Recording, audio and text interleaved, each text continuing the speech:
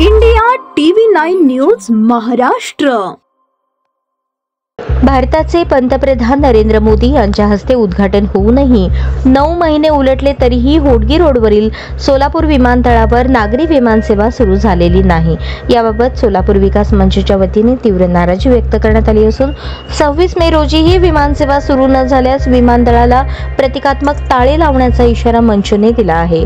सोलापूर विकास मंचचे सदस्य म्हणाले, हे केवळ प्रशासनाचे अपयश नसून पंतप्रधानांचा थेट अवमान आहे। नागरी सेवा सामान्य जनतेसाठी सुरू होणे अपेक्षित होते, मात्र आजतागायत ती उपलब्ध न झाल्यामुळे सोलापूरकरांमध्ये तीव्र असंतोष आहे। मंचाने लोकप्रतिनिधींना गती मिळवून देण्यासाठी दबाव आणण्याचे ठरवले असून सर्व मंत्री, खासदार, आमदार यांना दररोज SMS पाठवण्याची मोहीम राबवली जाणार आहे। या बैठकीस मंचचे मिलिंद भोसले, केतन शहा, योगीन गुर्जर, विजय कुंदन जाधव, ॲडव्होकेट दत्तात्रय अंबुरे, मनोज क्षीरसागर, अर्जुन रामगीर, श्रीकांत अंजुटगी, घनश्याम दायमा, रमेश माळवे, प्रसन्न नाझरे, जयश्री तासगावकर, सुहास भोसले, भारत पाटील आदी मान्यवर उपस्थित होते।